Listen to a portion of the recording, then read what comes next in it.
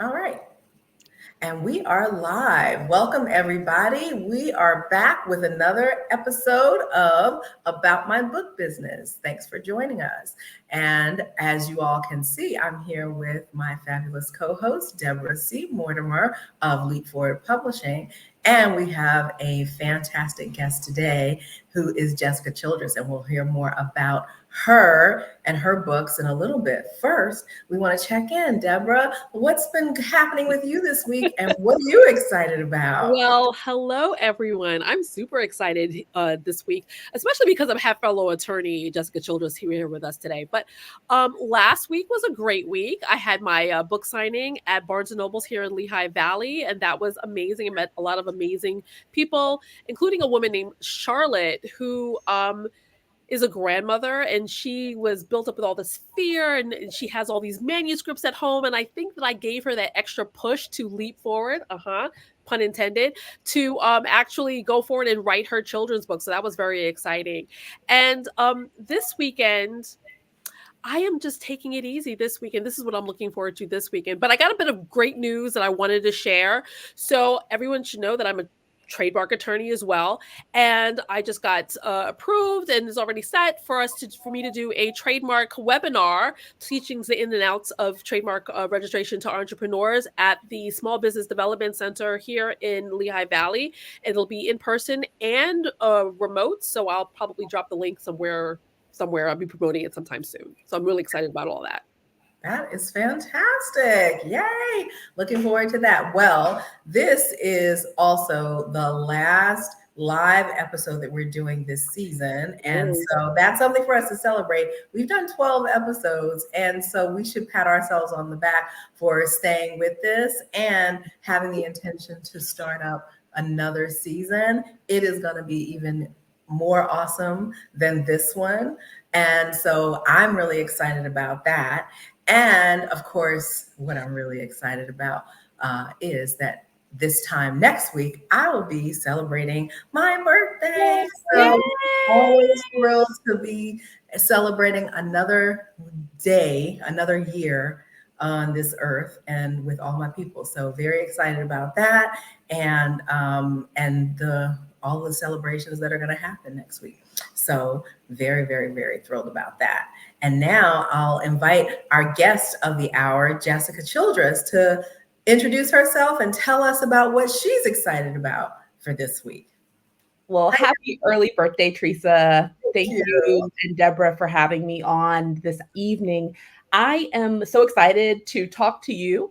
Last week, my win for last week was jumping back on my exercise bike. I won't say any brand name, but I was at a stationary bike, or I have a stationary bike that I really love. I have some instructors that I really love, and I had been off of that bike for a while, but I got back on it. So I'm excited about getting back to an exercise routine. This week, and for the next week, I'm looking forward to working on my TEDx talk. I'm giving my first TEDx talk in August, so I'm really excited about that. Just excited about fellowshipping with my fellow TEDx speakers, and working on that for the rest of the summer. That's big awesome. Things. So where's your TEDx talk going to be? Is it going to be in DC or where? It's in DC. So it's TEDx Logan Circle. It will be in DC on August 15th. Ooh, Deb, I think we might need to go to DC. That's amazing. Can we come and see you live? I'm sorry? Can we come and see you live? Aren't there tickets? There are tickets available on the website, and I don't know how many are still available, but I would love for you all to come with happy hour. The TEDx organizers, TEDx Logan Circle organizers are having happy hours throughout the summer. So definitely would love for you all to participate, but I do believe there may still be some tickets that are available. Oh, wow. We got to look into that because I'd love to be there. Oh, thank you so much. I'm happy to support. That's exciting. Thank you. Thank you. You mentioned TEDx like it was like some, like, oh, yeah, I'm just doing a TEDx. Doing a TEDx. Setting a TEDx. That's big. Good for Thank you very much. I'm a little nervous, so I have to like make sure I have to say it calmly to keep myself calm. But I am actually a little bit nervous, and Oh, you'll do I fine. want to do an exceptional job. So I'm sure you will. I'm really honored and excited Yeah. to participate. Fantastic. Thank So, you. Jessica, thanks so much for joining us. So, I'm excited. I wonder, does your TED Talk have anything to do with your children's book writing journey? It actually does, Teresa. So the theme of my talk is making sure that you don't delete your hyphens. And so I learned this term multi-hyphenate about 2 years ago at a conference, and I never heard that term. So I am a lawyer, I'm an author, I'm an entrepreneur, I'm a friend, in a sorority, so I'm a soror. And so I consider myself many, many things. I'm a sister, I'm an auntie now. And so I think we all have multi hyphenate identities. And sometimes it's hard to embrace all of those hyphens when you don't fit into one particular box. So I'm talking about my multi hyphenate identity, how those hyphens give me my superpowers, because I think all of those hyphens and all of the words that fall behind those hyphens really make me the person that I am. And I wouldn't live my life, I wouldn't have the impact that I have in the world without without that multi hyphenate identity. So that will be the theme of my TEDx Logan Circle talk. That sounds great. I look forward to seeing it, whether we make it live or recorded. Thank I you. absolutely love that idea. Yes. Well, now we're here today to dig in on the hyphenate part that has to do with you being an author. So tell us about your author journey. Let's start with talking about what was your big vision when you started out writing, and particularly your jurisprudence books.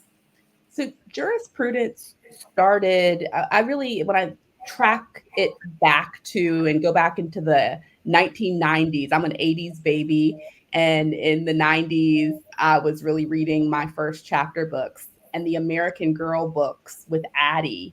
Those are the books that I devoured. So Addie was a slave. She escaped from North Carolina to reunite with her father, I believe, who escaped from slavery first. I may be kind of mixing up the facts here, but she reunited with her family in Philadelphia, and education was very important to her. But I just remember devouring the Addie series, and there were a limited number of books in that collection. And I read them very quickly. I loved her story, but I loved the fact that Addie resonated with me. As I was an 8, 9 year old girl, Addie was around the same age. Addie had siblings.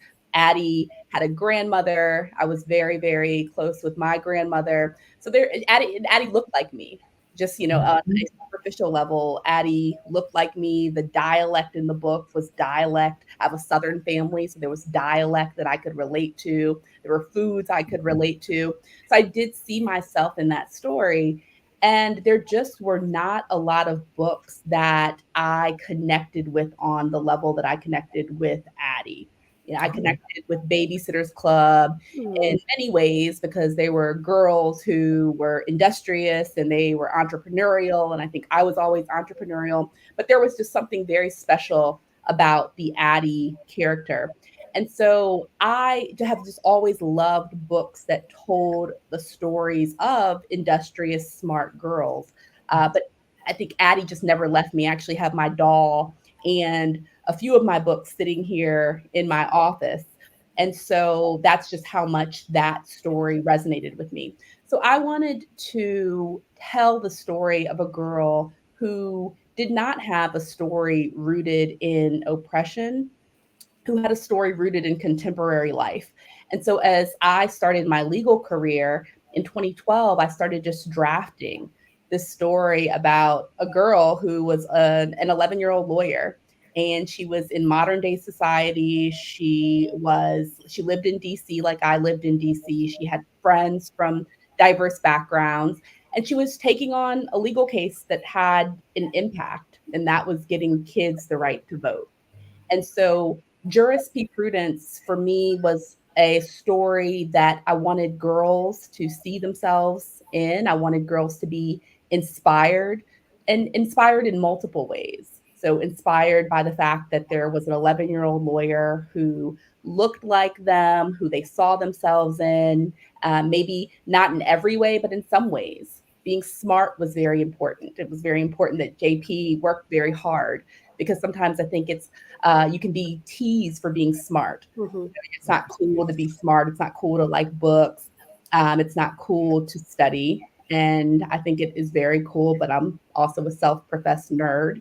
But I do think that, that education is the reason why I've been given or I've earned many of the opportunities that I have today.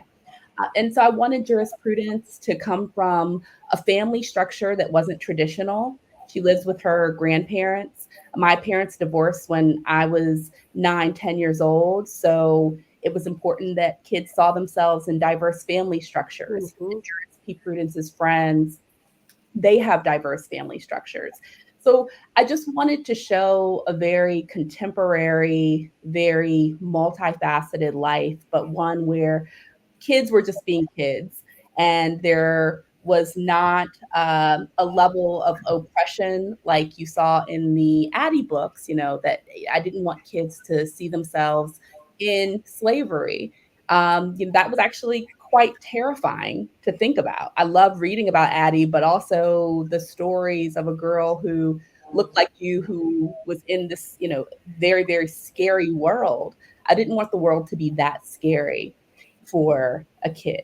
There were many, many books that I did read when I was a kid that were rooted in the civil rights movement, and those were very scary times.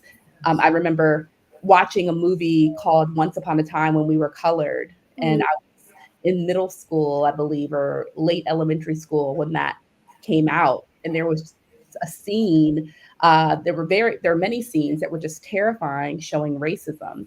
And so I did not want that to be the narrative that Juris P. Prudence encountered, because I think all kids have the right just to be kids, Yeah. and just to read about themselves being free, doing things that kids do, having sleepovers, eating cookies, drinking tea, just being on the phone with each other. And so that's how jurisprudence started, just with a scrap of paper, really literally a notebook, because I'm, old school and like to write out notes and like to see something written. And it evolved over the course of the years.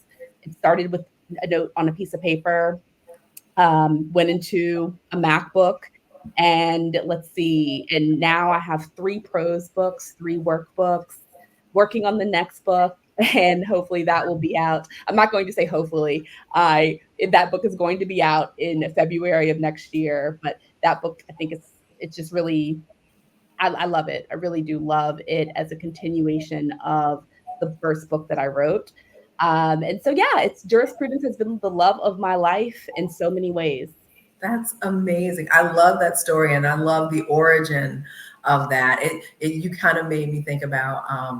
I grew up reading Harriet the Spy. Yes. And so that whole idea, because I was thinking, I'm like, well, she's an 11-year-old lawyer, but it's the same concept of like kind of giving some characteristics of adults to a kid. It's like, what would they do with what if they were doing this? What would they do differently? And it opens up the imagination of the reader, and it allows you to be able to develop these characters and their personalities. So tell us about that process. How did you think about the characters and developing her and her friends? Definitely. I mean, I love that your example, Teresa, of Harriet the Spy, because that was one of my favorite book collections, and the movie. And now I want to go back to the movie. But when I think about Juris P. Prudence, I thought about, definitely those characters like Harriet the Spy, like the Babysitters Club, like the Boxcar Kids. They were doing these really incredible things with this childlike, whimsical nature, and there were no limits, right? Like kids, they just dream and they do, and they really don't think about the limitations, because they just live in a limitless world. And so I thought, how can we bring that energy and that thought process to these really big problems.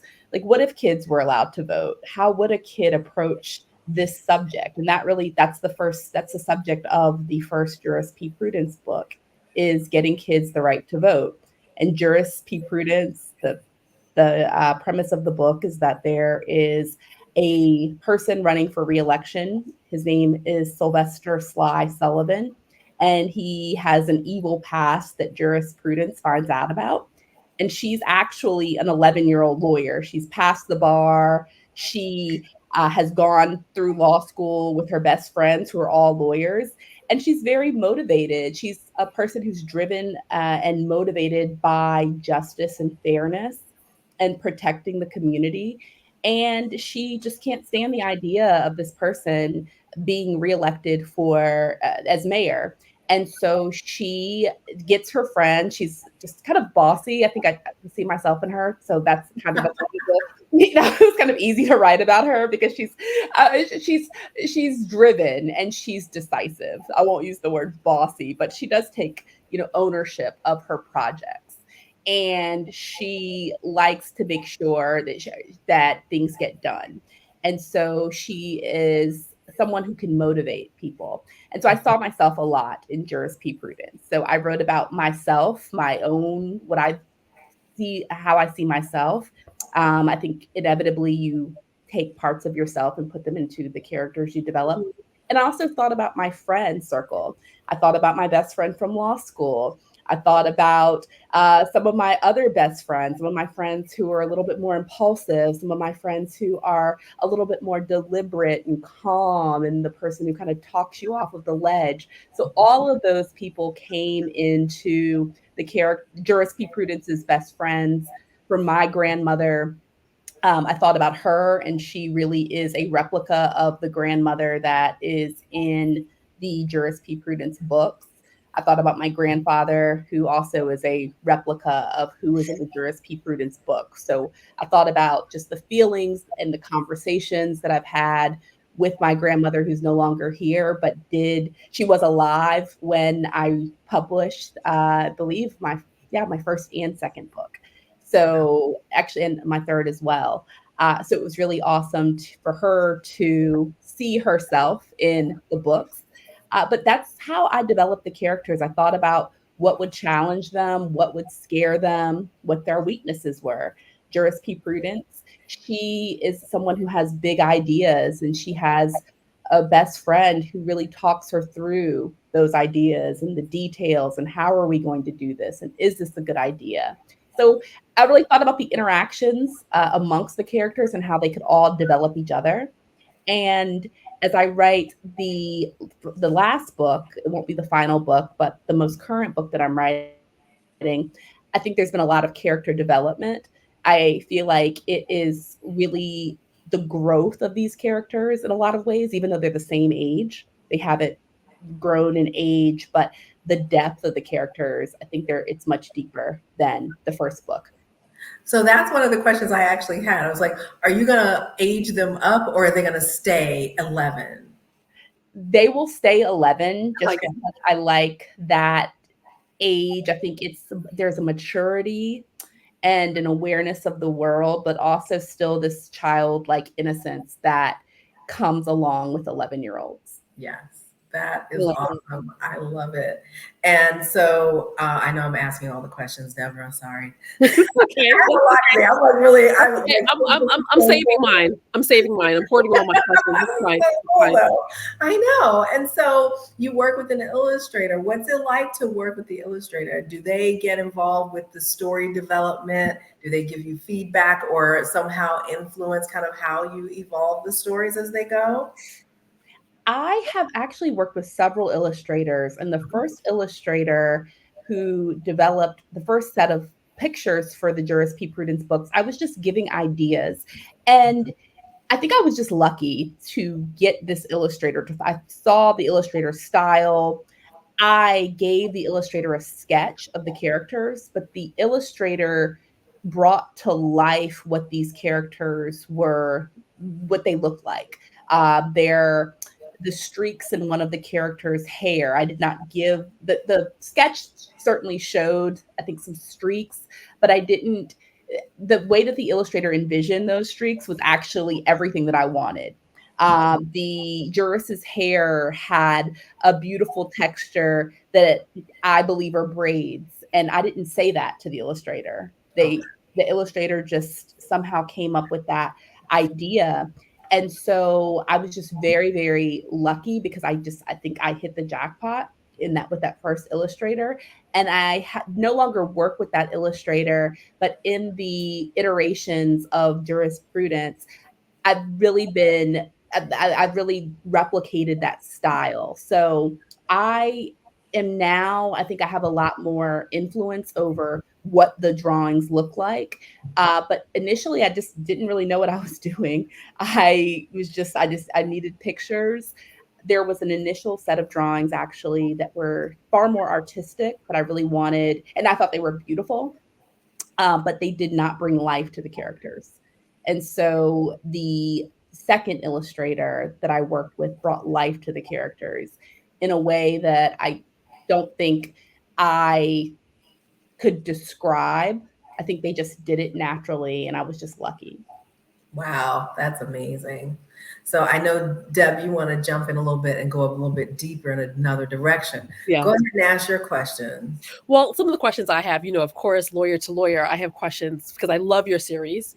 I've been watching you before we even got connected. And then when I was introduced to you as, oh, do you know this person? It's like, of course I know Juris P. Prudence. Are you kidding me?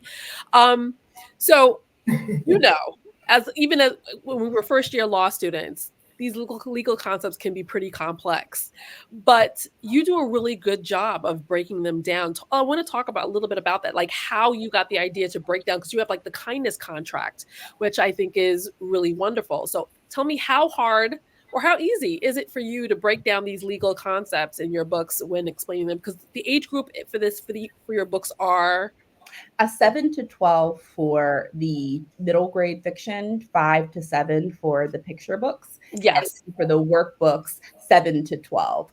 And so depending on just the literacy levels of the reader, they can go below 7, but 7 to 12 is ideal. And thank you very much for your words, your kind words.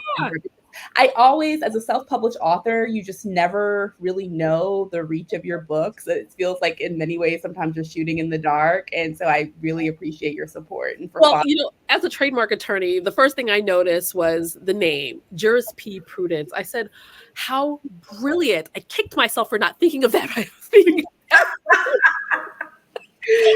like, that is such a brilliant name. Oh my gosh. I love that for her name. But again, how easy or how hard is it for you to break down the legal concepts in your book?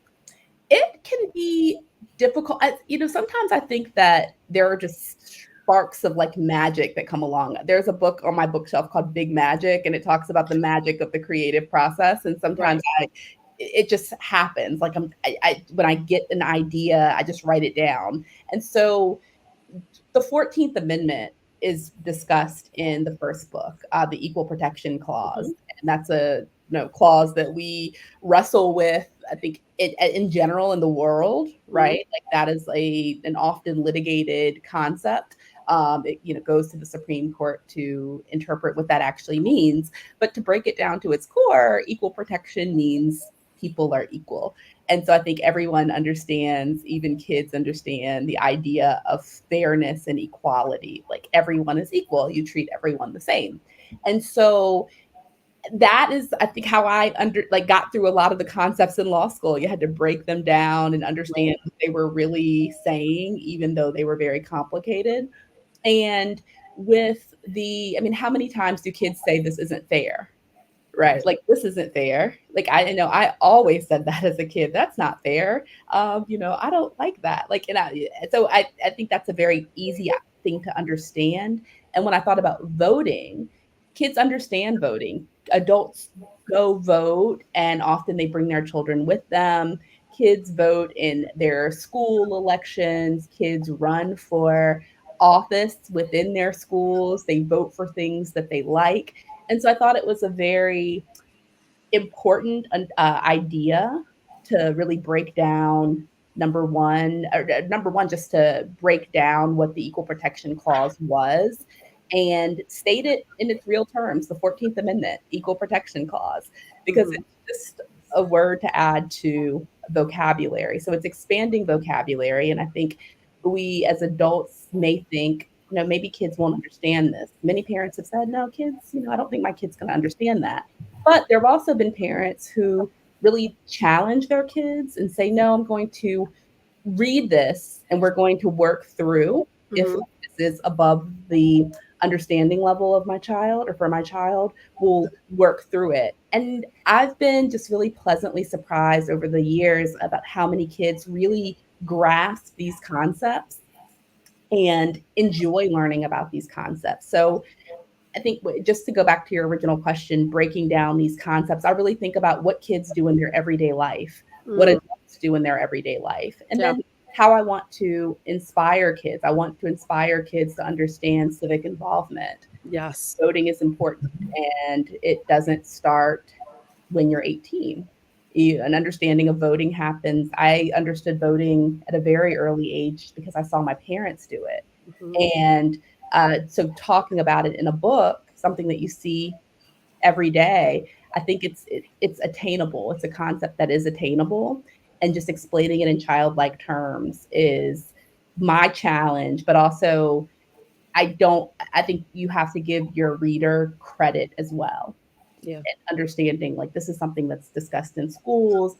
It actually could help a teacher to explain this concept more if kids can see themselves realistically within this process. Yeah, I mean, these are concepts that are also really relevant today, right? It's all over the news. Decisions that the Supreme Court is making, the importance of voting, and it sparks that dialogue with children because you're right. The time to talk about this is not when they're 18; it's when they're a child, and they can, and you can build that um, desire really to be a part of the system at an early age. So I think that that's excellent. So, but because like even like I said, your kindness contract, I was like, wow, this was broken down really well to understand what a contract is. Because sometimes you have adults that don't even really know what a contract is. So, Absolutely. I will just say this for kindness contracts. I was thinking when my brother and I we're 5 years apart, and we got cable when I was like 11. So I really wanted to watch like MTV and music videos and all of these, like middle school shows. And he was still watching like Nickelodeon. And so for the kindness contracts, we would actually like play basketball games to win TV time. But we would play against each other. And so after the game was over, I would put it into a contract, like who won, because that would determine who got the amount of time for TV. So like for contracts, that was just something I think I was thinking about from a young age. Over the course of years, I'm a lawyer, and so I work with contracts every day. And right. so in ways, we do promise, not just services and money, but we do promise like kindness, right? And Yeah. so how wonderful would it be if kids could, and adults even could make contracts to promise that you would just do something good for the world. So with the kindness contracts, it really, I think just again to that, going back to that concept of breaking things down to their core, Yeah. a contract is a promise. Right. A promise for a promise. There Yeah. you go.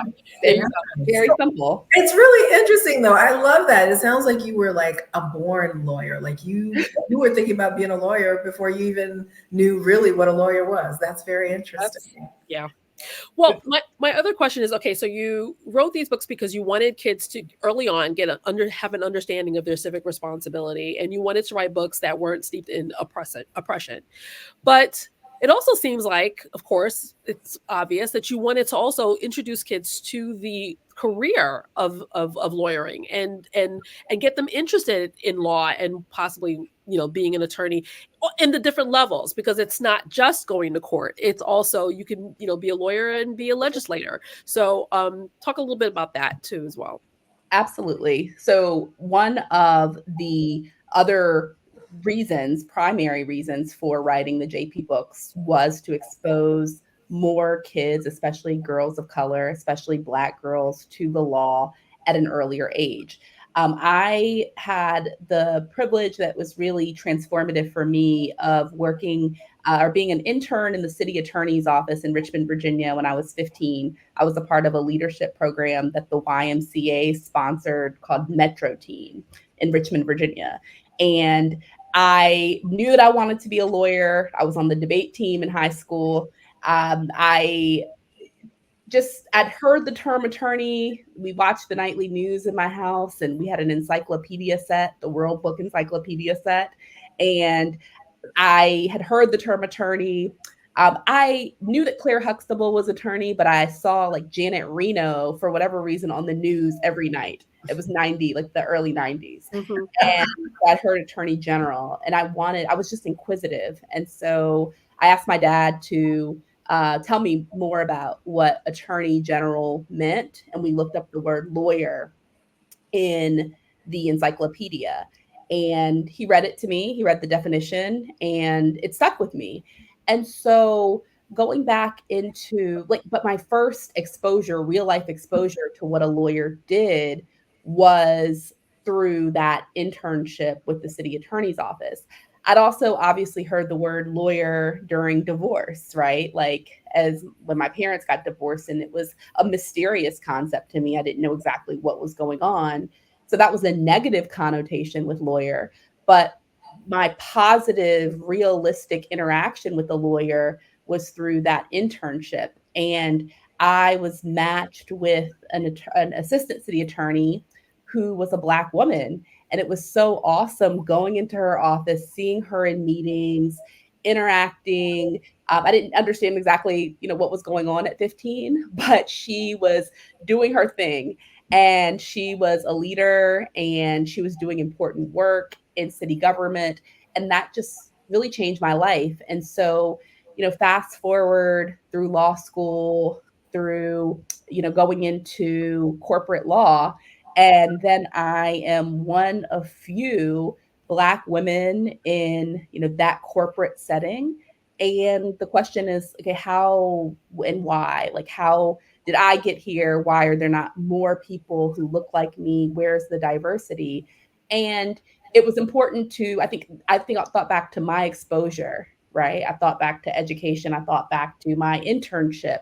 How can I create content, media that will introduce more girls to law? Because there have been transformative experiences that I can point to that have brought me to this point. How can I get other Black girls, Black women to this table where I'm sitting? And so for me, I think there are many, many ideas on how to widen the pipeline, but I think books, that's my impact. That's my contribution, is exposure through books. And of course, Deborah, you as a Black woman lawyer, like it's important for kids to see you in the world. Yeah. Right. So I think our presence is important, as, telling people what we do, but we are not able to be everywhere. I think, of course, in this age of this virtual world we live in, we can, expose more kids through virtual settings, through conversations like this, through our social media. But I think books have always just been such an important instrument to teach. And also, like, long after, I would love to live forever, but I think about my legacy and what I'll leave in the world, and that, my JP books will be here hopefully forever, so that, long after I'm gone, the messages that are in these books will hopefully still exist. Yeah. But I love that you have, because this is about my book business, right? And so we're talking about the business of your books. And it's not, you haven't stopped there. It's not just your books. You are also the founder and CEO of Juris P, Prudence LLC, in which you have educational content that goes beyond your books, in which you've created this whole mock trial program that I think is amazing. I've read so many great reviews about it. So tell me a little bit more about that, of how you've implemented that. Sure. So I wanted the idea, when we go back to this, how do we break down these concepts? There are big concepts in the jurisprudence books. Should kids get the right to vote? Should there in the first or picture book, there is the trial that JP puts on about whether kids should get recess. And these are very whimsical topics. And so I wanted to bring those to life. And so during the pandemic, we put on our first virtual mock trial academy. Kids were at home, but we wanted to make sure that kids had a way to do something constructive during the summer. So we created a curriculum that was based out of the jurisprudence books. And it actually was a virtual form of mock trials that we'd had in person in the DC area prior to the pandemic. So in those in-person mock trial academies, kids argued the case of should there be recess and should kids get the right to vote. And the arguments that came out of those mock trials were just really compelling, really awesome. And there was no doubt in my mind that kids certainly understood these concepts. So the kids got to play the role of judge and lawyer and argue against real attorneys. And so that really empowered them to advocate, to be a voice of change. And that is something that we are continuing to market to schools, our mock trial curriculum, because I think it is really transformative for kids to be able to serve in that role of an advocate. Do you have any success? This is my last question, Shrees, I promise.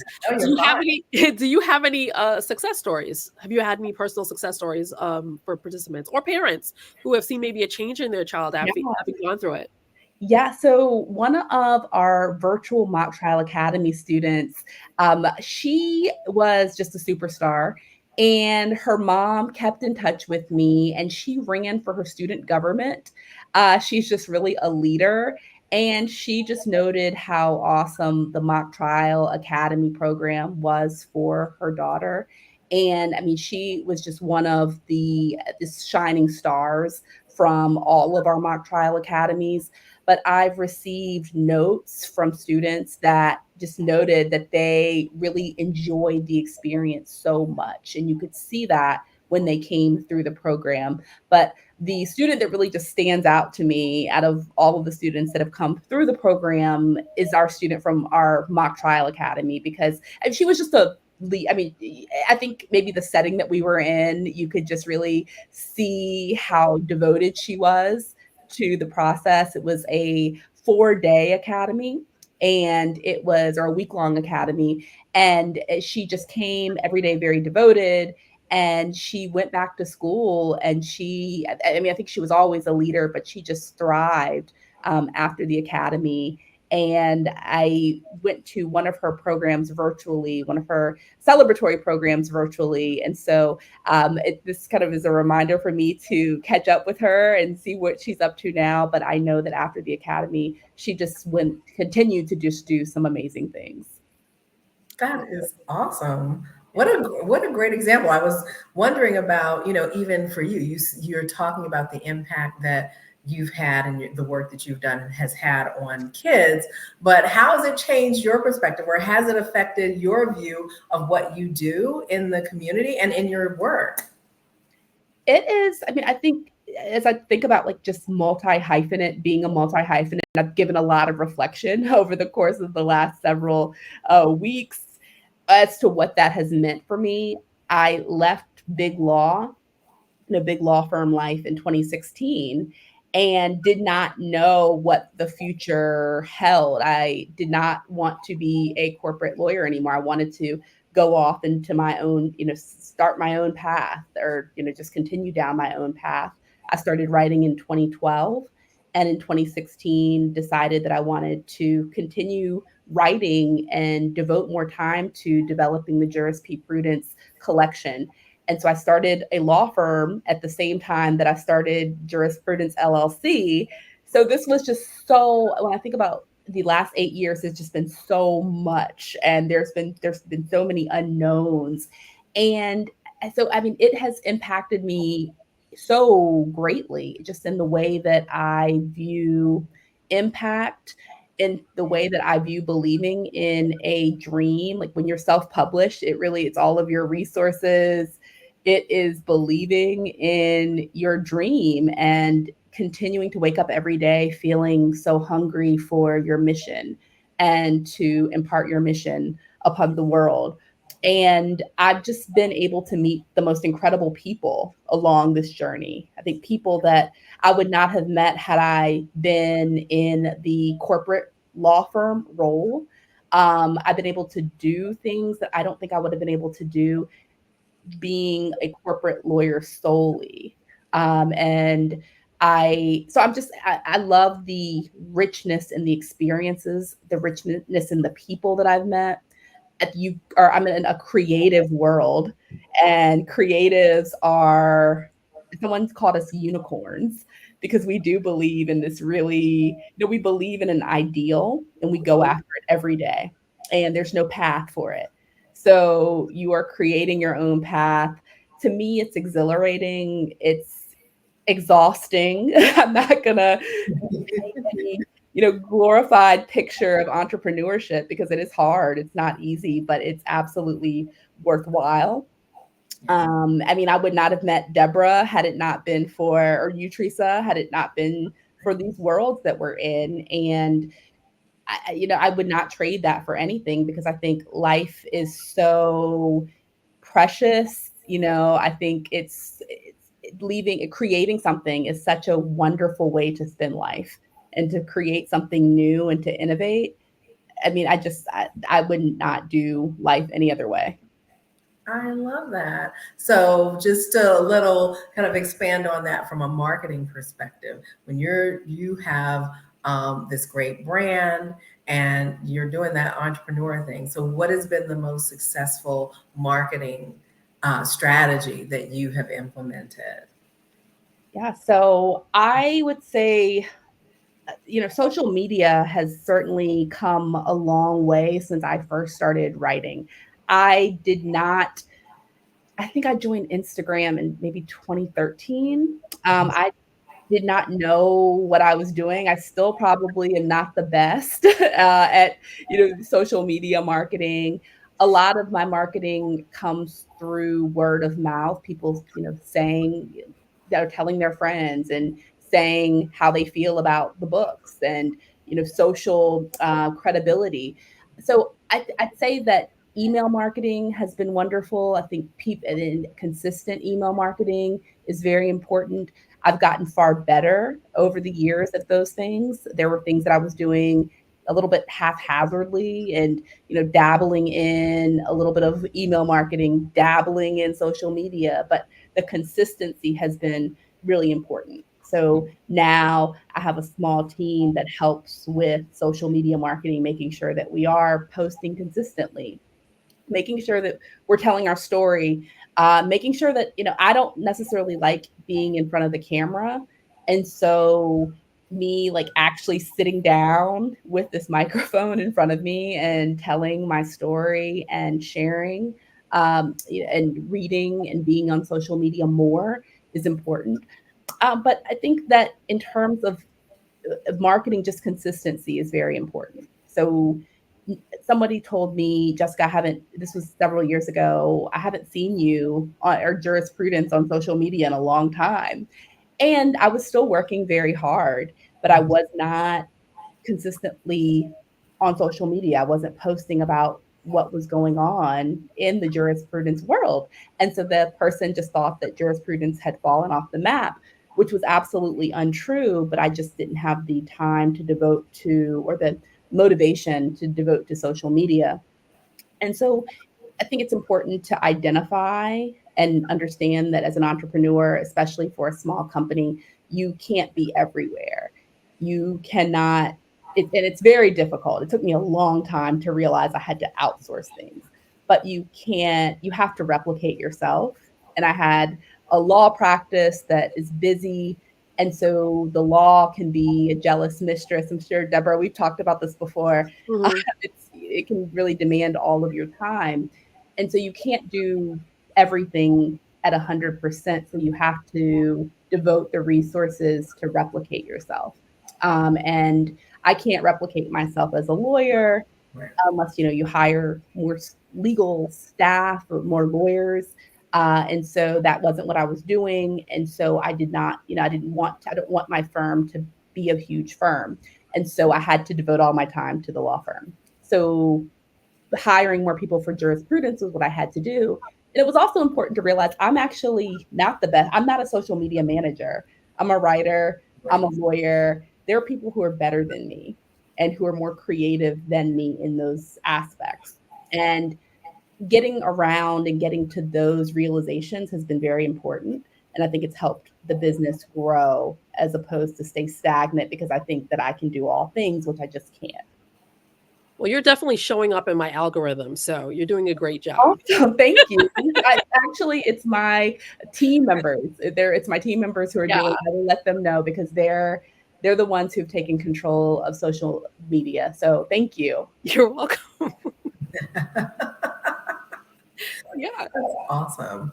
Well, we're going to wrap up in a few minutes. I want to make sure that we share your website so people will know how to get in touch with you. So we'll post that right now. And then we also want to find out from you. You talked a little bit about what you have going on next, but where would you like people to get in touch with you? What's the best way for people to get in touch with you? And how do you want to connect with folks in the community?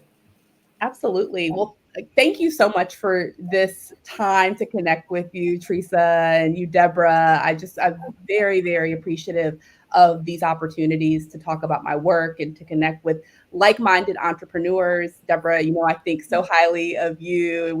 You as well. Events together, and I love the work that you're doing. And Teresa, thank you very much for supporting authors and making sure that their work is seen. So thank you. It's been awesome to sit me down and talk about my work. So I really appreciate it.